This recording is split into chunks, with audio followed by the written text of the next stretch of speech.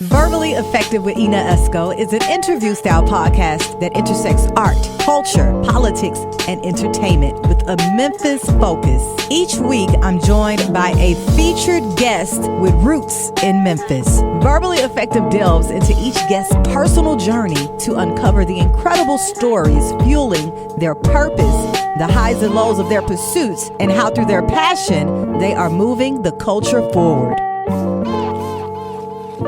Greetings, and welcome to another edition of the Verbally Effective Podcast. I'm your host, the double E, Ina Esco. And check it out. This podcast is all about the intersections of art, culture, politics, entertainment with a Memphis focus. And we talking about the ups, the downs, the all arounds. And today I have a lovely lady in the building with me. She goes by a few personalities. I want to say Santana, the workshop host, Simone the Mastermind, who is an expert in operations and marketing, and also YellaBizBae, the content creator. And that's me. Hello, Santana. Hello. Thank you for having me. How are you? I am fabulous. How are you? I'm good. Welcome to the podcast. I'm so glad to be here. Yes, because, we've had quite a few reschedules. Yes, because, that's that celeb life, baby. We be busy. Okay. Booked and busy. But I've been wanting to get you in the chair to talk about all things Santana and these lovely personalities and expertise that you have. But I guess the overarching, I would say, expertise would be in operations and marketing, correct? Yes, I really would like to say in terms of business development and strategy, really any facet of business. Like I've been referred to as the Olivia Pope because I can assist with HR. Crisis management. There you go. I like that right there. PR, media, marketing, business development, all of it. Okay, so let us begin at the beginning, the early days. Where are you originally from? I am from North Memphis, baby. 38107 New Chicago, Hyde Park. Hyde Park. I know all about Hyde Park. Okay, so tell me about growing up out there in North Memphis. Let's see here. Growing up, well, I was shy, and I still am, but I was. No, ma'am. Okay. But, I was the quiet girl, and I loved to hang with my aunts and uncles in Hyde Park. So I spent a lot of my childhood in Hyde Park. Were you an only child? No, but I was the oldest, but you could not tell me I was not the only child. Okay, spoiled. Was spoiled bad. Almost forgot I had siblings. Wow. But I was like the first niece, so it mattered. But I was raised in North Memphis. Now I went to Snowden, but now for high school I went on over to Cordova High. In terms of having a quote-unquote better education. But, baby, they was buck wild out there. In Cordova? Not at the Cordova. Baby, them after the third bum threat, I said, okay, I'm going to go. Bomb threats? Yes, ma'am. Oh, wow. It was. Who was wanting to bomb Cordova? Well, the kids. Oh, it was from the students. Oh yeah, like one of them almost got us. But after that, wow. I was like, yeah, I do think I remember that. It was around what time frame? I want to say 06. Yeah, he had the blueprint of the school, and he was serious. Oh, he meant business. But luckily, his dad walked in his room when he did, and he made a call to the school, and they evacuated us. But that was the last time. I was like, yeah, I'm gonna go. Oh, wow. I left Cordova after that. And went where? I went to Greater Praise Christian Schools. Okay. At the time, I was the second graduating class. So this school had just started, and I was their high school valedictorian. Okay. And beauty and brains. Period. But from there, I went on to University of Memphis to study chemistry and biotechnology. And why chemistry and biotechnology? It started with chemistry, and then when I got into the program, I'm like, yeah, no, this is not what I was looking for. Was it too much math, too much science? What? Too much. I know it sounds crazy, but too much science. Yeah. it's not what I thought. So from there, I shifted to biotechnology, and that was a sweet spot for me. Like, I love science, but I still love the IT aspect, and kind of merging them together is when I saw that biotechnology was it. Okay. Now, I do wish, in a way, that I went on to do some things, with my education, but I did not. And that's okay. Look where we are today. Yeah, and I feel like it's making a full circle. It always does. It's making its way back around, but I do enjoy, like, I'm a whole STEM nerd. STEM nerd. Yeah, that's like the side of me not many know. But okay. Yeah. Okay, and you're a STEM nerd. What was the young Santana Simone really passionate about at a young age? At a young age, I was really passionate about finding a cure for dementia. Like, I have seen how dementia has, taken over the lives of, like, family members and friends, and I was determined to find a cure before my grandparents got old. Like, that's what was going on in my mind. So anything centered around genetics, mutations. I wanted to be in, like, that hospital setting with, like, genetic testing and consulting, but it's still, like, I still like to keep up with my knowledge on it, and I'll have my little nerd rants every now and then about it, but yeah.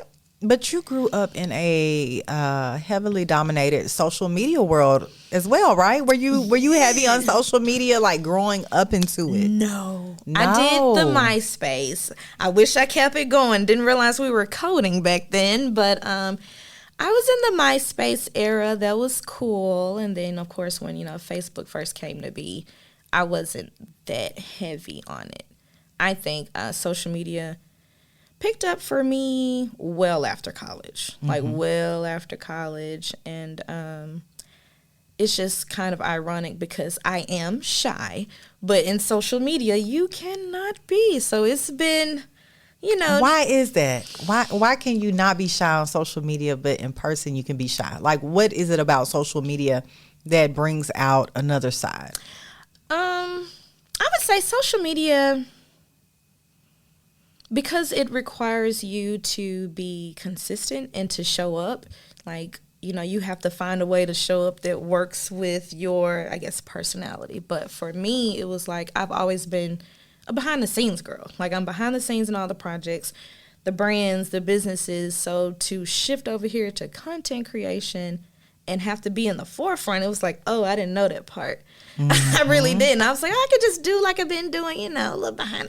No, they want you on the forefront. So I'm like, Okay. Okay. We're going to get more into that forefront. Yeah. However, I do want to stay in the early days for a minute. I want to know, what did you do after you graduated from U of M? When I finished school, I was already working. But at this time, I wanted to be the corporate ladder climbing girl. Like, I wanted to be the girl in my family who started at the bottom of a company and made her way all the way up. But it wasn't until... I got into telecommunications. So my last position in corporate was for a telecommunications company. And that's when I learned that, your expertise doesn't matter as much because people will always put you where they want you to be. And I was, feeling it because I got like 2 promotions in 60 days. Like, I was rocking the numbers. And what roles were you in? Well, I started off as a store associate. I worked for Cricket, so the franchise that they had at the time. And the owner at the time sold it to a franchise. And I told him, I was like, y'all can start me in the same position. Like, I know what I can do, And I did just that. I was exceeding store goals anywhere from 40 to 70% every month of their stores nationwide. My stores were in the top 10. So I went from store associate to like GM, and then I became a cluster manager. So I had like 3 stores here. And I was, rocking it out because I had a different approach to how I assist employees with helping scale the business. Like, make it personal for everybody else, and collectively we can exceed. Like, if I'm telling you, hey, let's do this for the company, it's like, But, I tried the approach of, I can't pay you more because I'm not over payroll, but how can we help you hit your goals? So you were a rock star. I guess you can say that. Corporations love a good rock star to climb that ladder, and it seems like you were enjoying it. I was until I was you working didn't. right because I was working for a regional position, and with this position, it would allow me to be a lot more flexible. At the time, I only had my daughter, so working 12, 13 hours and having a 3-4 year old.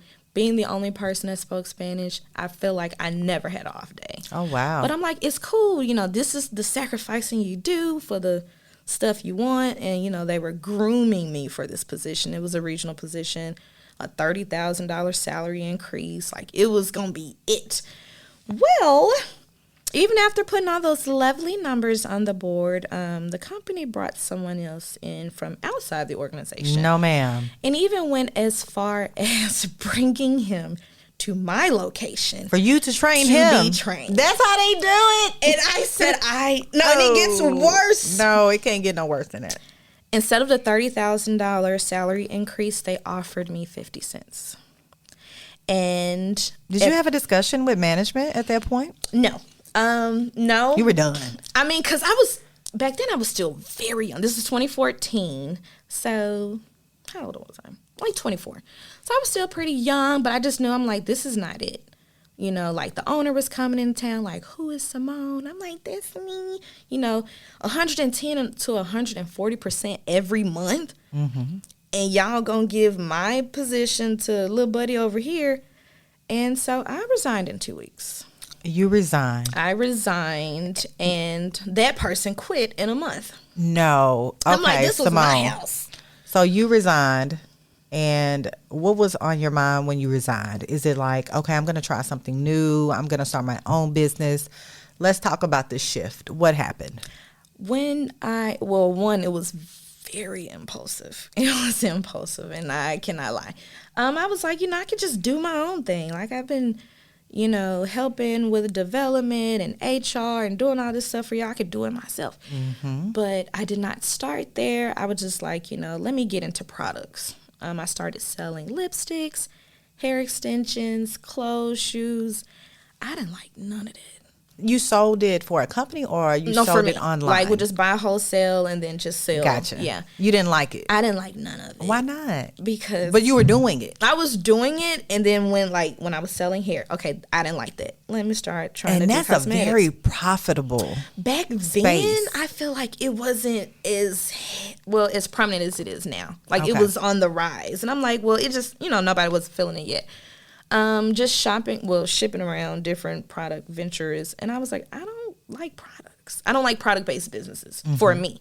So my thing was, what is the common denominator in all of the ventures that I've started? What is that one thing? And it was serving other people. I enjoyed that aspect of it. Mm-hmm. I just didn't want to deal with the product itself. So I was like, why not start a consulting agency? Mm-hmm. And I did. So 4/20/2014. Not 4/20. Yeah. Is when my beautiful baby was born.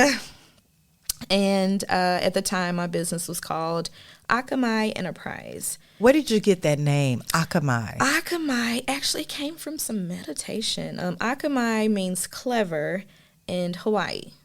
And I was trying to find different adjectives that described me and my expertise. And, I just used the synonym website or something. You got a little Hawaiian in you. Not even a little bit. Okay. But it was just I'm I think I see a little Hawaiian. You say it might be the melanin. It might be the melanin, baby. Okay. So from there, I'm like, okay, this will be easy.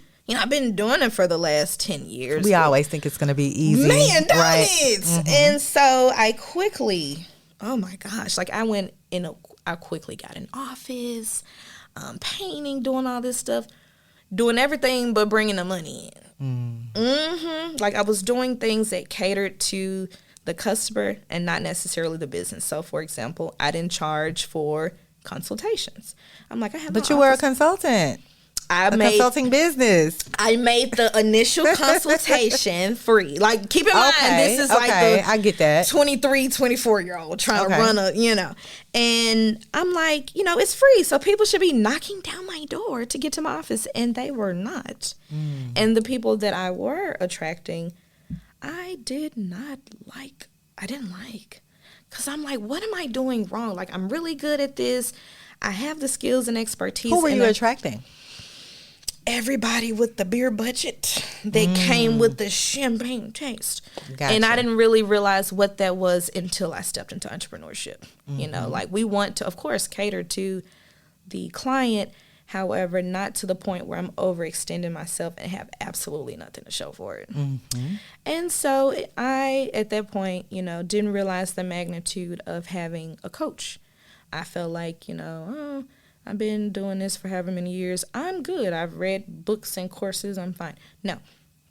Got my first coach, and he was like, how much do you charge to start a business?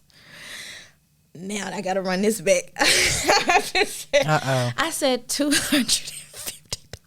$250. And he was like, and you just listed everything you do, and you're charging $250? And I was like, yeah, because if I charge a little bit, people will come.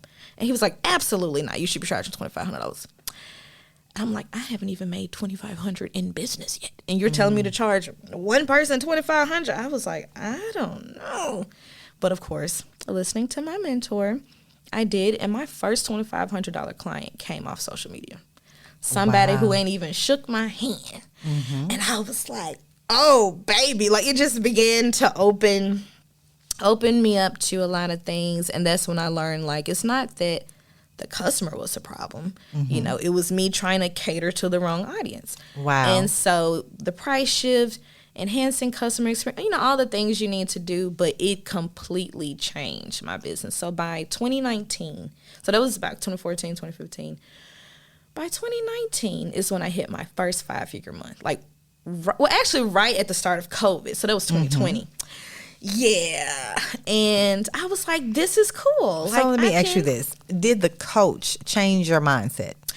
He most definitely changed my mindset, because I can, looking back, I know I was thinking with a poverty mindset. I mean, I'm a little, young girl from North Memphis. I've only had a job or two, never really had much. So it's like, let me charge little, or let me do small things. And no, he was like, no, I'm gonna need you to think big. Think big. Think big. And when I tell you, I would love to see him this day. Like, he was I met him on social media, on Twitter. So he was your coach off of Twitter? Yes. Wow. In the same place where I found my first, bigger client. Okay, well, let me ask you this. Before we go further. I want to stay here for a minute.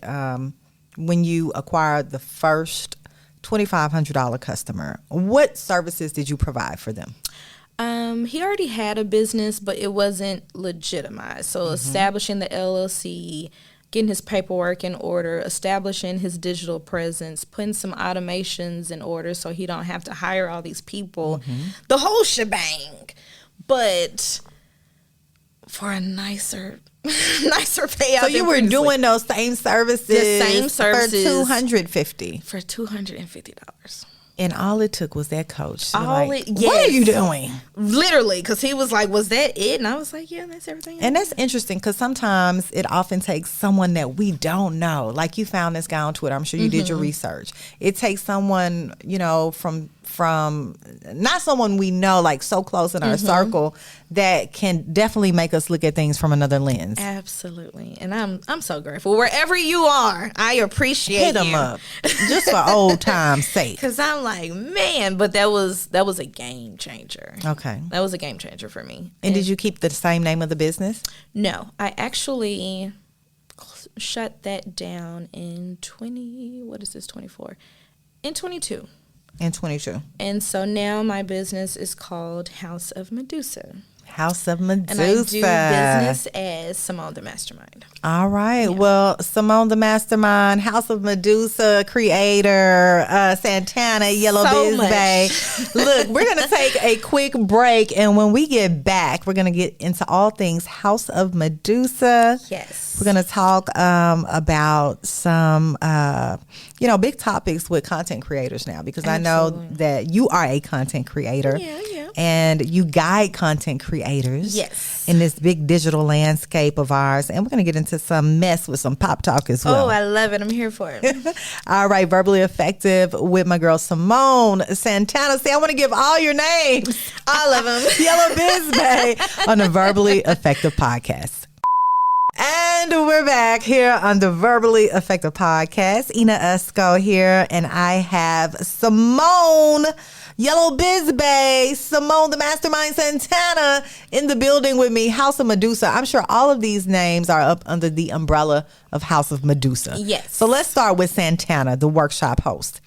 What does Santana do?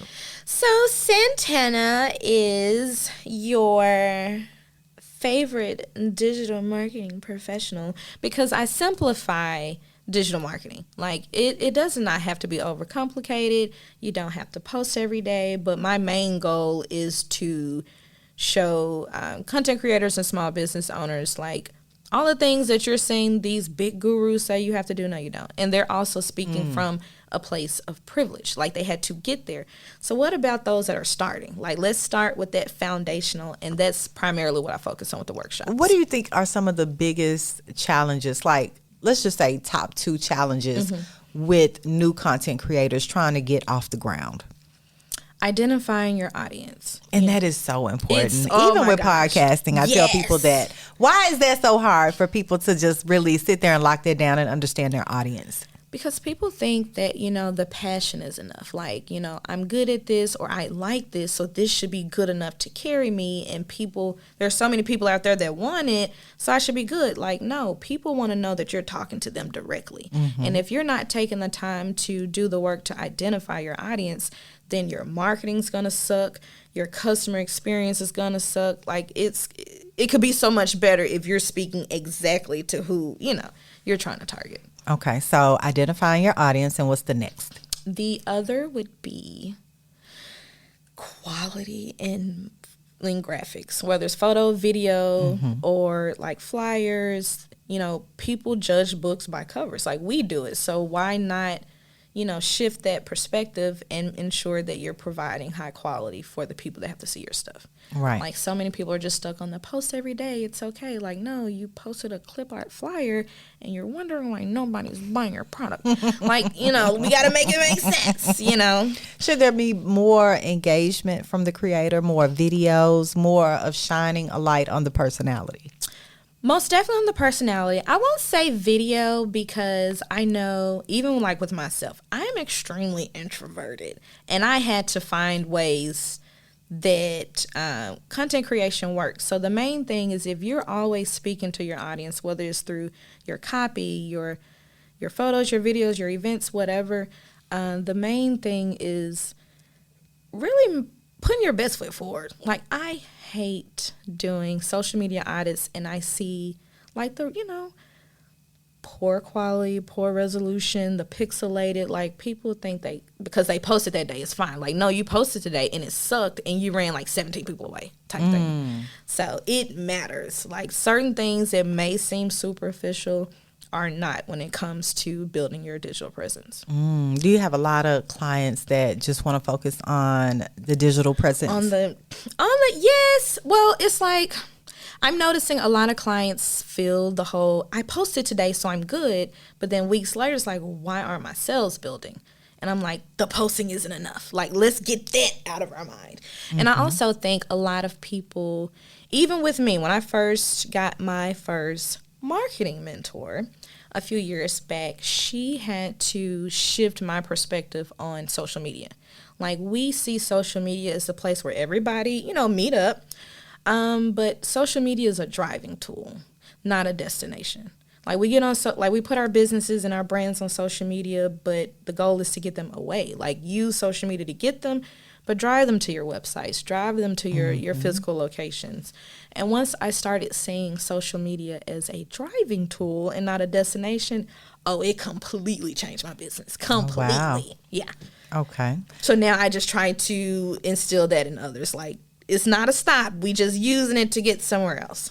Okay. Yeah. And you are also a content creator, YellaBizBae. Where YellaBizBae? Who is YellaBizBae? YellaBizBae. I'm certain. Well, I have not had that name the entire time of my entrepreneurship journey. It most definitely came from a brunch day. Okay. Yeah, just brunching, and I was like, everybody knows Simone the Mastermind, but what am I doing? Am I going to keep that? Am I going to shift over here? And maybe 3 or 4 mimosas later, YellaBizBae was born. YellaBizBae. Because I'm like, you're a business girl, but I'm yellow. But you look so cool and relatable. Just looking at, just say the picture alone. Like, I can relate to YellaBizBae. I love that. And that's what I want. Like, so many people jump into, like, content creation, really social media, period, and want to be somebody that they're not. Like, yes, you might catch me twerking. You might catch me standing on the couch. But one thing for certain, I'm going to tell you how to make 10 bands. And I love how over time I've always been just my authentic self. So as I ventured off to different, areas of business, that one thing stayed the same. It's like we know, Simone gonna get on live and she might have a mimosa, but she also finna drop some gems. And so just capitalizing on that. And that's really how the whole content creation side came to be. Let's talk about some of the money that can be made in this content creation world. I want to say earlier this week, we looked at some of the top creators on TikTok alone. I'm talking about one guy, he's out of Senegal in Africa. This guy, literally, his content consists of him doing something simple. It's really him mocking someone. Let's just say, you know what I'm talking about. And he makes like 750,000 yes, a post. It didn't always start off like that, right. But the content is so simple. So simple. But it resonates throughout the world. Yes. And he was consistent. Yes. He like anybody that, well, I didn't watch him from the very beginning. So as he started becoming popular is when I found out about him. But one thing I know is just from skimming through his stuff, it's simple, but it's consistent. Like, whatever you're going to do, stick to it so that people can connect and people can follow. Like, everybody just want to hop around because of what they've seen somebody else doing. Meanwhile, he stayed the course. Stayed in his lane. Man, when I first heard about that 750,000 a post, I said, baby, I see you, baby. Yes. Like, I would make a post and take a break for the month. Look, the guy from Senegal, Mr. Beast, is one of your most, well-known creators out here, just really tearing it up on socials. He's close to 750,000 as well. But, like, whatever he posts, at this point, some of those top creators, they're going to get like oodles and doodles of money for whatever they post at this point in their career, as long as they keep posting. And see, it's more so, a lot of people jump into content creation and think like, oh, Instagram gonna pay me, Facebook gonna pay me. Yeah, they'll pay you, but those are kibbles and bits. Like, the guy that's making the 750,000 a post, a lot of that is centered around sponsored content, collaborations. Like, do not depend on the platforms to, drop bread like that, because they're not. I love a good sponsorship and endorser. Like I tell the podcasters, let's not just rely on YouTube, Instagram. Say it again. Because they're not paying nowhere near. Right. Nowhere near. Right. So let's talk about some of your clients. The guy's name from Senegal is Kabi Lame. Kabi Lame. That's him. That was his name. Yeah. That's him. So he's at number one at $161.8 million. That sounds. Mr. Beast is at $93.7 million. That is wild. But I most definitely see how that is possible. Wow, that is just wow. Okay, so let's talk about some of your clients and how you've been able to help them scale their business and make some moolah. Yes. Well, I am Well, the name The Mastermind most definitely came from my clients. I did not start business with that. I actually got that name in 2019. But the thing of it was, everybody would come to me with their issues, like business problems. And I'm like, oh, all you got to do is do. But then I just noticed I continued to do that. And people were like, oh, wow, you're a mastermind.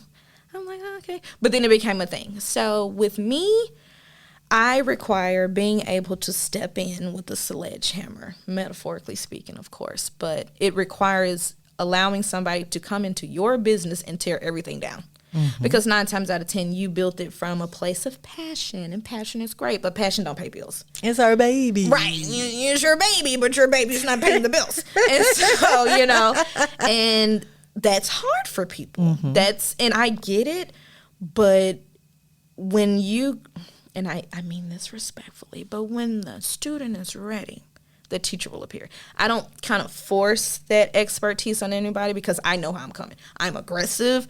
I'm militant. I'm going to tell you what you need and what you need to do, and it's going to happen, but you got to listen, Mm-hmm. And so so for me, being able to step in and be like, these are your challenges. These are your goals. This is how we make it happen. Okay. And from there, just following the strategy. Like, everything is custom tailored to everybody's business needs. But the main thing is, will you allow me to step in and do what you need? Because I'm not your employee, Mm-hmm. I am your strategist. Right. And so once I'm in there, we good. We might be rough in the beginning, but That's what I wanted to know, the rough in the beginning. Because, to receive constructive criticism, some people can take it, some people can't. But that's why you hired me. Right. That's why you brought me here. And I will say, after getting, once I have a client, after they get over the phase of like, okay, I know I need to do X, Y, Z to get ahead, then it's easy. Like, one of my clients, I say he's like my star client, but he was the first, after 5-6 years in business, that allowed me to come in and be like, yeah, this is not working, you need to fire them, she's stealing, and let's just redo this thing. And we did in about 3 or 4 months. And then when his first 100 sales, because I rebuilt his website too, first 100 sales, $25,000. So it's like, it can be done if you let go of the reins, because I'm not going to fight you for the reins. But just know, if you pass them to me, you finna make some monies. And does your client always have to have a product or service to sell? What if they just want to be the content creator and they just need coaching for that? Either or? Either or. Even if you just have the idea. Like, if somebody came to me and said, I want to sell socks, I'm finna show you how to make 5 figures a month selling socks. I prefer you just bringing the idea. And even down to content creation. Like, I tell individuals, like, they be like, oh, I don't have a business. That's fine. What do you enjoy doing? Somebody wants to pay you for that. You like to go shopping for lipsticks? There are brands that will pay you for that. And I'm not just talking about sending you free lipsticks. I'm talking about paying your mortgage, type thing. So all I need is the idea. Yeah. Look, my inbox is full of these quote unquote want to be your partner people, but the email looks so generic. If your email looks generic, I'm not responding. Like, baby, once you start popping, that scam alert is at an all-time high. Is that what it is? Yes. And I spend a lot of time. Unsubscribe me off of that list. Because it's, oh my gosh, we want to work with you, and you thinking it's Shein or Fashion Nova. Meanwhile, it's not. Umbuku out of Australia. Like, who are you? Leave me alone and stop emailing me. And so I do spend a lot of time just, because when you first start with content creation, you're excited. Like, ooh, this person want to work with me, or this brand want to work with me.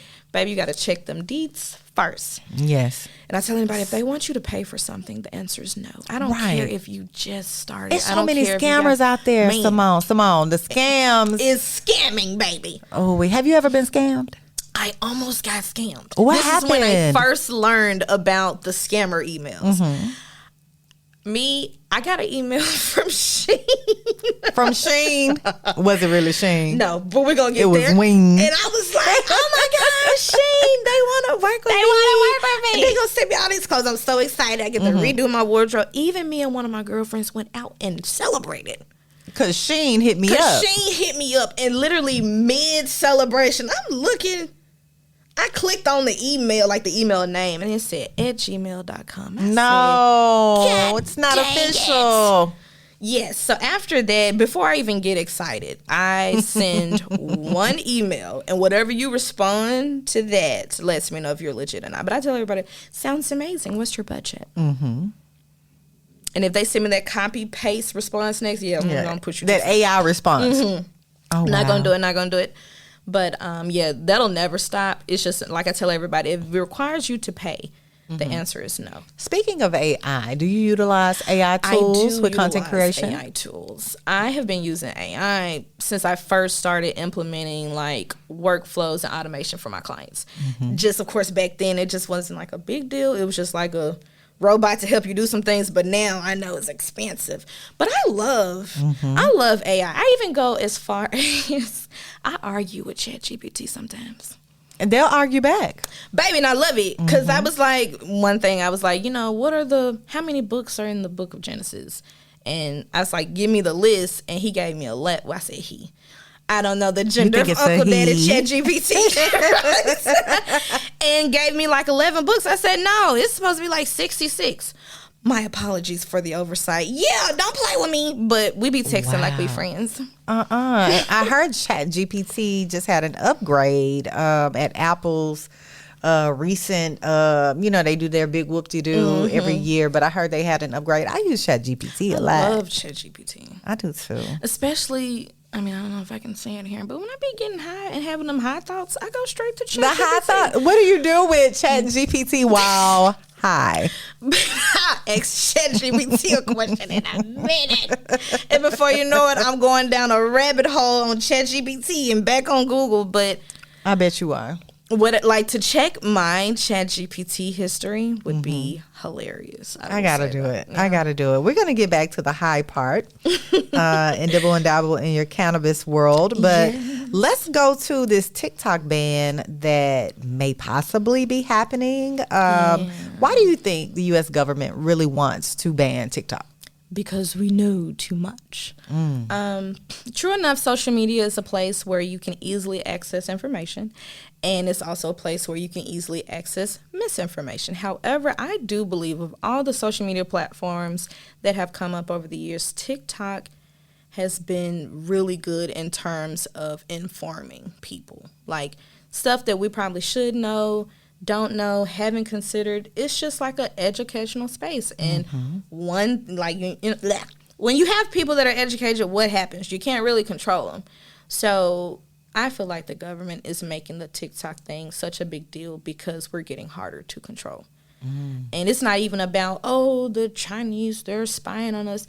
Y'all don't care about that. They been spying on us. U.S. been spying on us with these phones. It's just the fact that, we're learning more and more. Yeah. And even with, I don't know who they're supposed to be selling it to. Like, who they want them to sell it to? The U.S.? That's what they really want. I believe they really want TikTok's algorithm. And that's why I'm like, because they cannot figure it out. And I honestly love that for TikTok, because bump America. Look, Mark Zuckerberg, he's at his wit's end. He's been throwing me in Facebook jail since 2018. So why I'm is that? A Facebook felon. Because of your content? Yes, but it was never inappropriate or anything. I used to, when I first got on Facebook, I used to talk a lot about business credit and about how people of color, we don't have the opportunities of walking into the bank to get a loan. 1 out of 6 black-owned businesses are approved for commercial loans. So what happened to those other 5? And that's when I would assist with overcoming disadvantages through business credit. No, you can't get a loan, but you can build this business up in your business name, use that credit as leverage, and do what you got to do.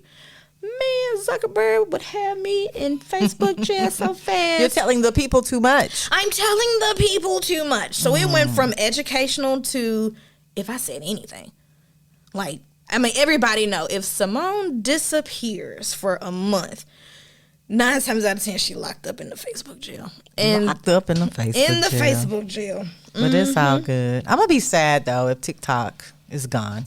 I will have to catch a charge. I ain't You gonna gonna lie catch to a you, charge. Queen. I'm not getting rid of my TikTok. We won't know for probably another year. I think we still have a good year. Maybe I get on that VPN. A good year, honey. And Wow. clock right on in. Well, let me ask you this. How can everyone with a verbally effective audience reach out to Simone for brand building, Well, you guys. marketing, content creation? All of it. Just bring your needs and I'll fix it up for you. You're welcome. My website, YellaBizBae.com/901, because period. Also, my email address, hello@YellaBizBae.com.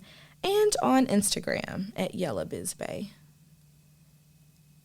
A simple connect. A simple connect. A simple connect. Okay, so I wanted to definitely get those preliminaries out with the business because I want to jump into this cannabis world. Yes, come on, step into the room.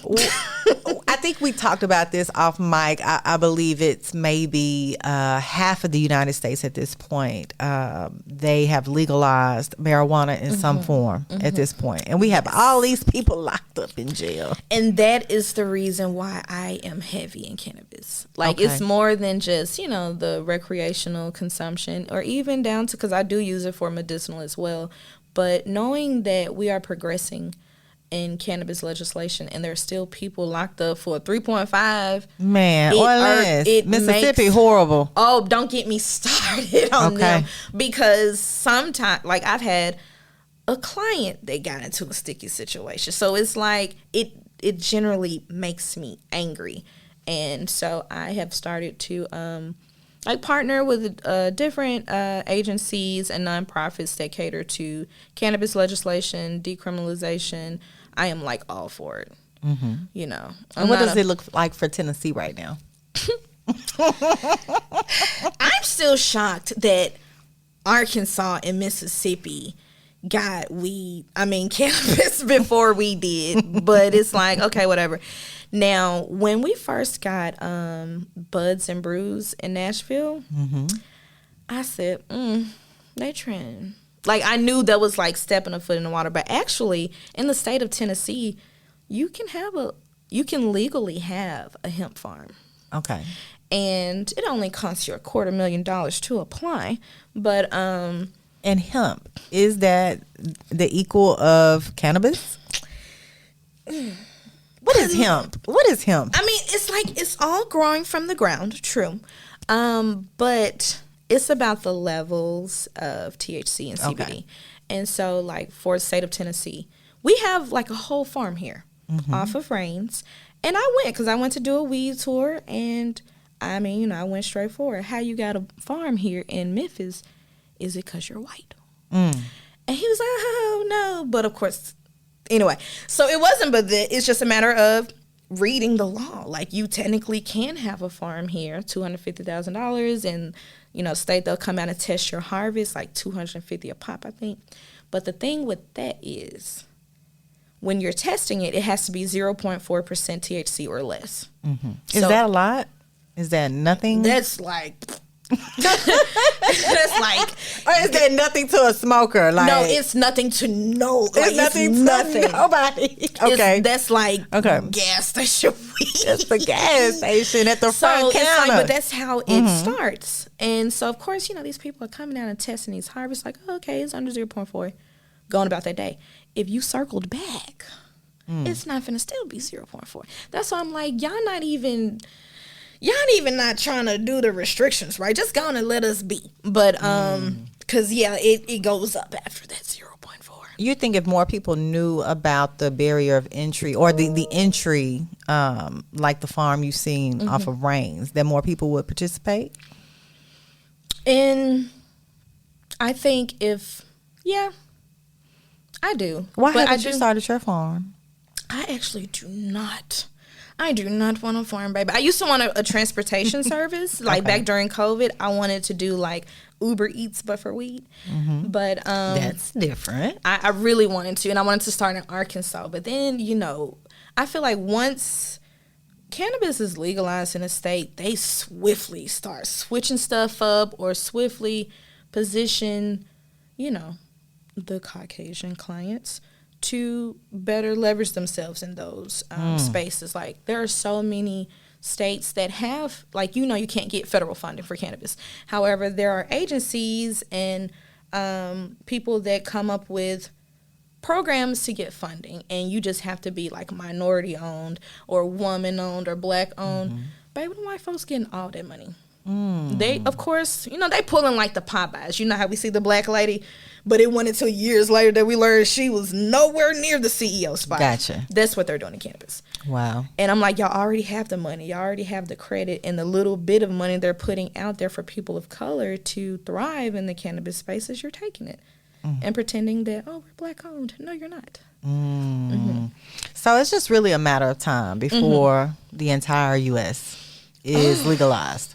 I can even say if Tennessee ever, I ain't gonna lie to you, if Tennessee ever legalizes cannabis, I'm gonna be like Griselda Blanco's favorite niece. No, ma'am, not Griselda's. But you've even seen President Biden coming out to say, I think that the laws should change. He's been saying this for so long, and it irks me because he's talked about how many people he's pardoned, and yet these people are still locked up. And then now with the whole, rescheduling of cannabis, like, okay, yay, great, but it needs to be descheduled. Like, rescheduling, I mean, I don't know, I feel like that's giving us like a little kibble and bit, but because it's reclassified. It's no longer at the same line of heroin. Stuff. Right. Yeah. But I'm like, deschedule it so that we can free even more people. And I feel like now it's only beginning to kind of do something because, of course, cannabis is in the pharmaceuticals now. Like, for the longest, it was, weed to get you is a gateway drug to all the other drugs. Gateway. But yet now you guys are building a synthetic cannabis pill for cancer patients.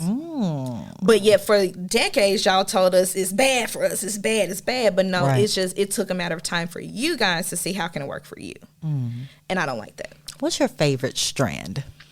My favorite strand would have to be Girl Scout cookies. What is that? What is that comprised of? And I know Girl Scout cookies is supposed to be like an indica dominant, but when I tell you I get the most laughs. I like to laugh. I like to get high, listen to my music, and just vibe. But that will have me cackling like a hyena. Like it's Girl funny. Scout cookies. Girl Scout cookies. You can find that at any dispensary. Almost. I mean, you might find, because like sometimes, of course, how they merge strains. Like sometimes Girl Scout might be a mom or dad plant merging with something else. But when I can come across like the Girl Scout cookie strain, I'm in for a good time. What's your favorite dispensary? Because I know you visited. I actually am just now starting to get into dispensaries in the last maybe like 5-ish years. I went to Phoenix, last year. Did not like their dispensaries. Why? Man, it tasted like, it wasn't what you expected.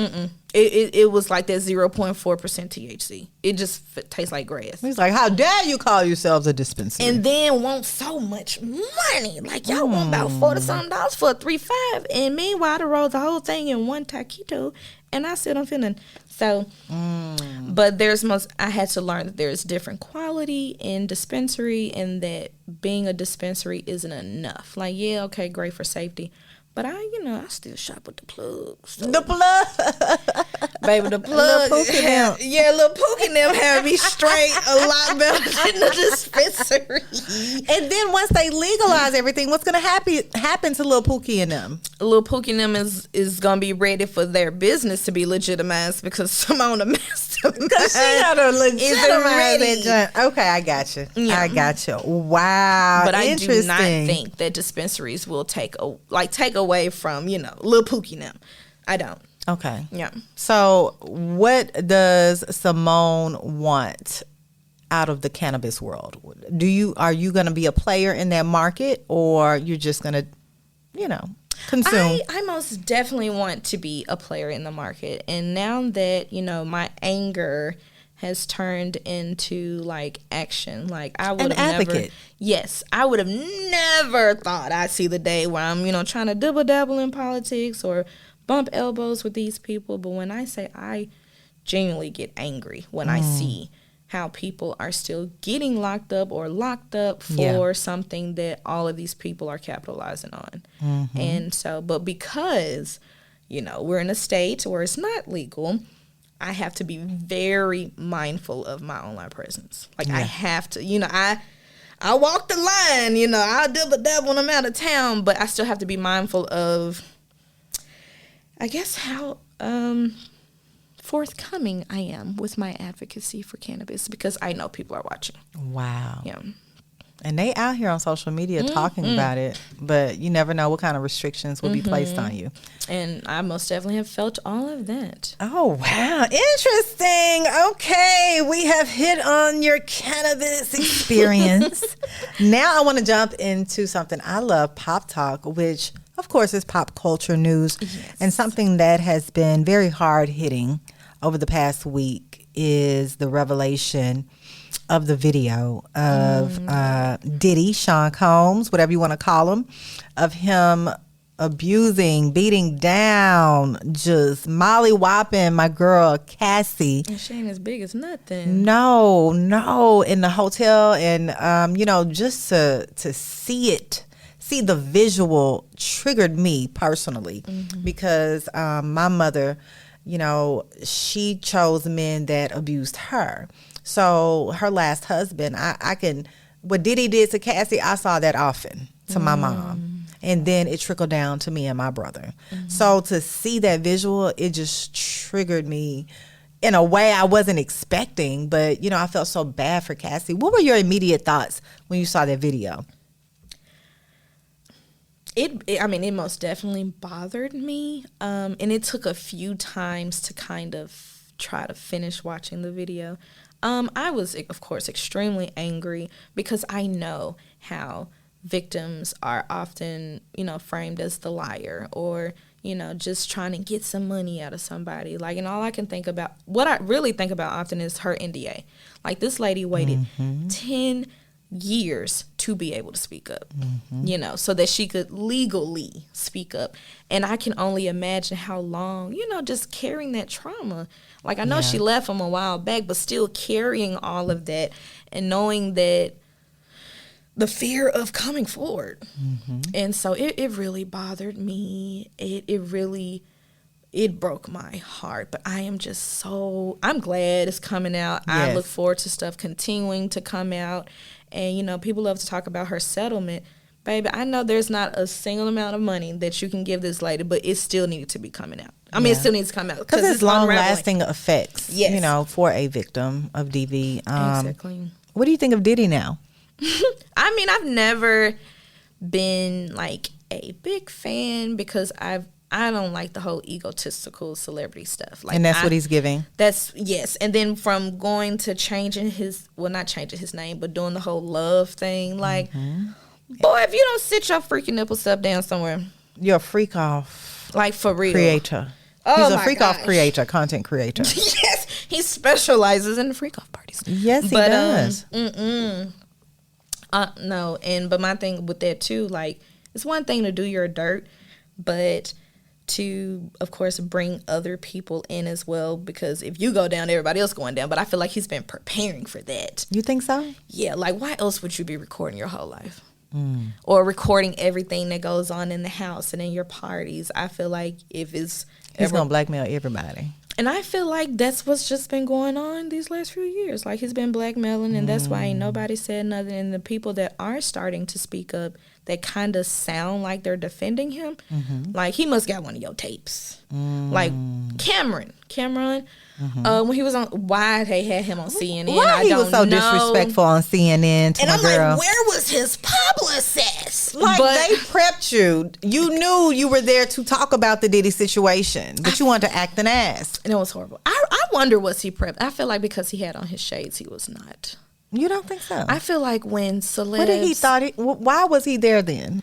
I feel like he went to show, like, hey, I can show up, But when he had on those shades, I'm like, either he don't have a publicist or he's trying to brace for whatever this lady can ask. And when he started getting angry, I said, oh yeah, you're most because he was on track initially. And then she just asked like a certain question, and then from there he, kind of deflected. And I'm like, ain't no way you're sitting up here trying to defend. And I feel like anybody that is defending, it's not because you genuinely believe like, oh, he's a good guy. No, he got some on you. Right. But guess what? Cameron's co-host, Mace, he know where all the bodies buried with Bad Boy. Oh. So, Cameron, you know what's up. I know Mace is, divulged some information to you that. I just wonder what P. Diddy got on his head to make him, because that's all that was. Anybody defending. Like, I'm not going to say I can understand people being quiet, but it's best to be quiet than to actually get on here and be like, oh, no, he's a good guy type thing. Like, no, he's not a good guy. He just got some on you. What is it? Yes. I'm interested to know what Mary J. Blige has to say. Yes, Faith Evans. Yes. Lil Kim. All of them. All of these ladies that have been with Bad Boy from the inception. So, yeah. Do you think Jay-Z has his hands on this? Yes. Like causing all of this. Everybody's saying that Jay-Z is the next, but maybe Jay-Z is just smarter than Diddy. Like, I don't know if he's been able to cover things up. I don't know what it's going to be. It's getting spicy. Maybe some domestic violence. Ladies may come out, but other than that, what else is it? Yeah. Aside from bad business. I think everything is going back to their ego. The one thing, yes, it got you far, but it's gonna also be the same thing that causes you to fall. And we're most definitely watching that happen with P. Diddy. Now I'm not basking in it because I do believe like whatever judgment he has, let him finish his sentence. Like, I'm not gonna be that's why you're going through that. No, because I won't. Do your thing.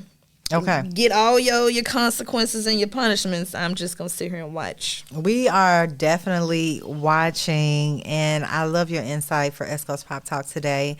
But before we go, I definitely want you to talk to me about this new podcast, Let Us Pray. Dear God, let us pray. Oh, my goodness. Let us, Lettuce. Yes, let us. Tell us about your podcast. It used to be a running joke on Facebook. I would type like, Dear God, let us pray before I say something. But it would be like dear, like DEER, guard. But anyway, so I twisted that and came up with the name for the podcast. But that actually came from, I was writing a book. And I was writing a book about how mental health was prevalent back in the Bible days, and that it's not just a new age thing, and just highlighting different stories in the Bible where people face mental health issues, like whether it's depression, whether they want to kill themselves, or whatever the case may be. But when I got to the last chapter, I was like, this will be a 5 podcast. I was like, this will be a 5 podcast. And that's what I did. Now, I still want to put the book out, but I, kind of shift things over to a podcast, and that's how Dear God, Let Us Pray was born back in February. But I was like, I like to start stuff and not finish it. So I'm like, commit to some episodes before you tell somebody. Just do a few, see what happens. But I was not expecting people to actually, listen, like it. Like, even though I'm telling Bible stories, most of my my consistent audience are not devout Christians. But one thing I hear is, I love how you share Bible stories. I'm like, it's my personality. I play a lot. I know. So my personality plus a little sativa, and you got a good story time real quick. And that's really how it came to be. It's all about how you tell the story. It's all about how you tell the story. Yes. Yes. Well, I think you're doing a great job. Thank you. And I definitely want the verbally effective audience to tap in to Dear God, Let Us Pray. Yes. On all streaming platforms. Yes. And also get with my girl Santana, Simone the Mastermind, YellaBizBae. Miriam. On some business. Period. And give your socials one more time and your contact info and your website. Okay, my website, YellaBizBae.com/901. On Instagram at YellaBizBae And my email address, hello@YellaBizBae.com. Yes, ma'am. Well, Simone Santana, I love you, girl. I love you more. girl. Thank you so much. You are a shining star, and I you. want you to keep pressing forward and trying new things. And it's just a pleasure to be in your acquaintance, young lady. Thank you for having me. Yes, ma'am. Make sure you guys check out Santana on all social media platforms that she just gave to all of you. YellaBizBae. Also, make sure you hit that subscribe button on all streaming platforms for the Verbally Effective podcast. And dear God, let us pray as well. Follow the socials as well. Verbally Effective, your double E, Ina Esco signing off. You guys, I'll see you all next week.